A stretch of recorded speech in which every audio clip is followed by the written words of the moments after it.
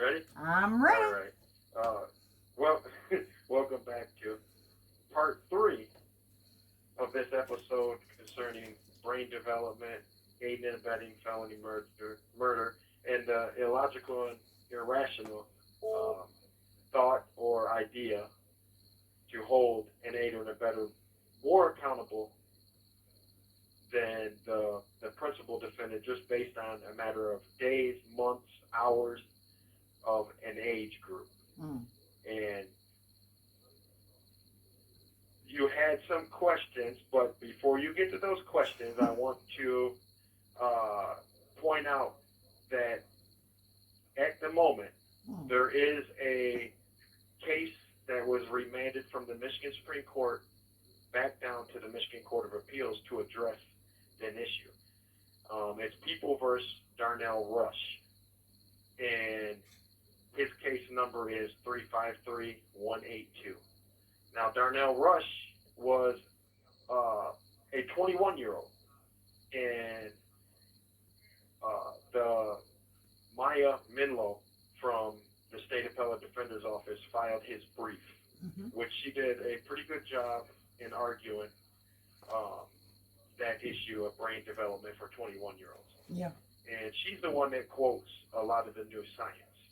Now, in the state of Michigan, there's two cases that they really use to determine whether a sentence is too severe or cruel or unusual punishment. Yeah. Now, that's the difference of Michigan compared to the federal Constitution, the U.S. Constitution.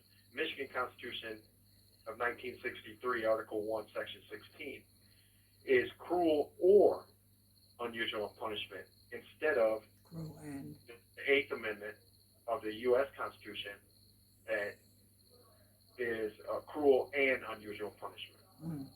So there's a slight difference there. But wouldn't that difference be good?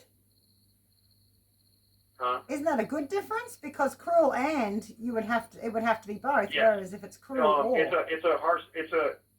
the Michigan standard is less. Yeah. It's more protection because you could either be cruel or unusual punishment, and that's why they ruled that it is cruel punishment to throw away a teenager. It certainly doesn't seem to be unusual. To die in prison for one decision. It doesn't seem to be unusual. There's a lot. They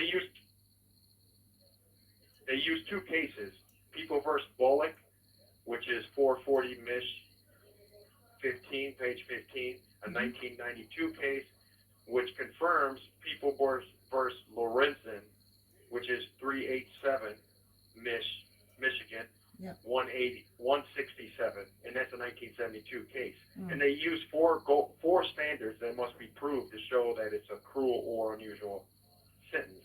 The first standard is the severity of the sentence relative to the gravity of the offense. 2, sentences imposed in the same jurisdiction for other offenses. 3, sentences imposed in other jurisdiction for the same offenses. And 4, the goal of rehabilitation. Those are the 4 things they must look at in order to rule, hold the sentence as too severe or cruel or unusual punishment. Now, if we look at the severity of the sentence and the language, gravity of the offense, and everyone looks at the offense, the overall offense. All right, someone died. All right. But if the aider and abetter did not want anyone to die, he did not think anyone was going to die. He was going to commit a crime. A crime he would have probably got 7 years for, maybe 5.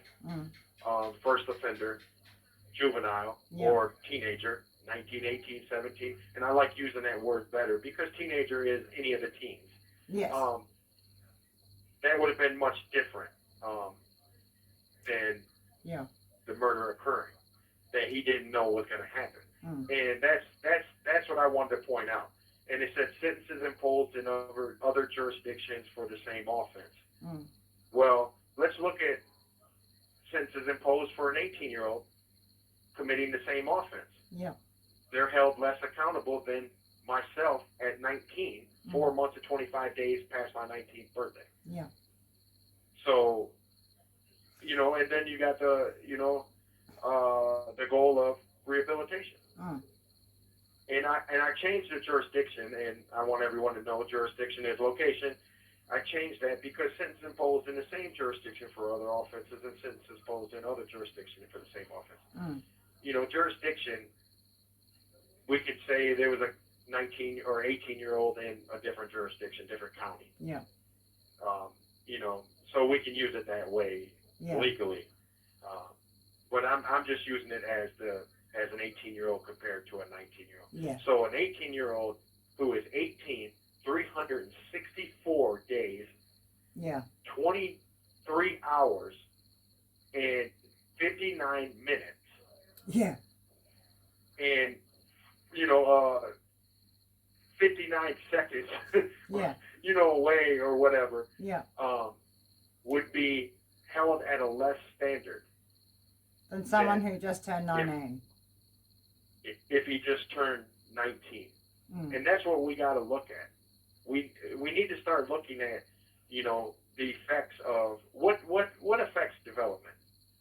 Yeah. Well, and myself, I do remember throughout my life, my father was an alcoholic. He had PTSD, which was not diagnosable back then. He served in Vietnam. He died of exposure to Agent Orange. Yeah. I was born after he come back. Did Agent Orange and his DNA affect my development? It could have. Never been tested. Yeah. I grew up in an impoverished community. Drug-infested, crime-ridden community. The school system was below average, well below average. Yeah. My grades in school reflect that. Yeah. I was placed in a speech class, you know, learning disabilities class in first grade, second grade, because of speech problems. Could that have been affected by developmental stages? Yes. Lack of nutritional food affects developmental stages. Growing up, the trauma of seeing different things in their community. Yeah. I played hockey at a fairly high level, started playing hockey at the age of 3, 4 years old, and suffered many concussions. Yeah. You know, there's a lot of things you could point out. Yeah, there's so many things that affect. I started drinking and smoking marijuana and using drugs at the age of 13. So there's many things that would have affected my development. Yes. But the judge couldn't use any of that. Yeah. And the judge today can't use any of that unless a court rules. Yeah. And now we know hockey, football are two of the major sports that have developed scarring tissue from concussions. Boxing would have to be number one. Yeah, and they said during teenage years, it affects you more than ever. Yeah. And so, but no one wants to check on that. What if I have scarring tissue from head trauma from playing hockey all those years? This is what I think, Jamie. This is what I think, which kind of in a weird way comes back to what I was saying before we ended it before. I notice when it comes to crime, the person who is committing a crime, I'm not so sure about America, but I know here in Australia, if they're 18, they're called a youth offender. If they're 19, they're called a man. You know, a man has been arrested because here in Australia, you are considered an adult at 18. So therefore, it stands to reason we call 19-year-olds men. But specifically when it comes to crime, 19-year-olds are men. 18-year-olds are a youth offender or a child or, you know, a teenager. However, if they're a victim, and they're 19 or even 20, they're called children or a child or a teenager. Yeah. So I don't think it's a matter, well, it is a matter of those things you're saying, but I think it's also a matter of language, because when it comes to crime, if people said we're going to lock this teenager up for life, a lot of people would be uncomfortable with that because they'd hear the term teenager and they would associate with it a more youthful age, whereas a man, lock him up. Yeah. You know what I mean? So I think it's not just the brain science, Now, it's the language as well. I think you hit the nail on the head right there, because if a person fails one high school year, he will graduate most likely at the age of 19. Yeah. So if he is in that high school and they have a mass shooting in that high school, yeah, and he is shot at 19 years old and killed, you're right. They're going to call him a child. Yeah. In a mass shooting. They do it. Several children were shot and killed in such and such high school. Yes. You're right. That's what they're going to refer to him as. Yes. But if he is that person doing that shooting, he would be a man. They're going to refer to him as a man. Yes. But they're going to treat him different in the matter of circumstances, which is wrong. Why not follow the science and treat him according to what scientists say he is? Immature, and if there's anything impulsive, not fully developed, does not have the full ability to make a rational and logical choice, especially when you involve drugs, alcohol, and even impedes that ability even more. If it impedes it for an adult, can you see the impediment that it would cause for a undeveloped teenager? Yes, but now this might be countering what you're saying, but if we're treating him differently in the situation because of his age, he's still shot up of school. You know what I mean? There is still some accountability, responsibility, definitely. But I do agree, the brain development. And what was the other thing you said, the redeemable qualities? Very few people are irredeemable, especially at a young age, I would have thought. Well, that's where, and I don't want our listeners to think one bit that it's not holding people accountable. I'm talking about sentencing them to life without the possibility of parole, where they die in prison. And this is one of the arguments that a lot of people make that is a rational one.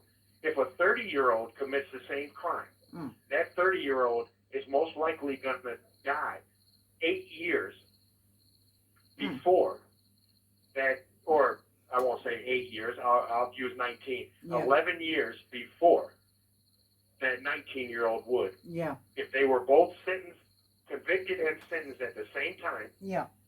And given life without parole. So that 19-year-old, myself, will spend 11 more years in prison than that adult at 30. Yes. So my punishment is harsher than that 30-year-old. Yes. And that's and I think that's something that people don't think of either in those terms, because I must say I don't often think of that. But that's a good point. 1 minute remaining. And it doesn't mean that I shouldn't be punished. I've spent 30 years in prison already, over 30 years. January was 30 years for me. Yeah. So it's not like I'm not saying a 19-year-old shouldn't be punished. Oh, they should. Anyone should. Are they saying I'm not redeemable? Is it, you know? Yes. And that's what they're saying. They're saying I deserve to die in prison for one decision in my life. They don't look at me as a hockey player. They look at me as a lifer, someone who killed someone, and I should die in prison. But thank you for listening to this episode. We're going to end it there. I just want to say the sadder part is, the sadder part for me is you didn't literally take a life. You were there when it happened. And I think if you had have, I think I'd have less sympathy for you. Thank you for using GTL. Don't know how I would have taken that.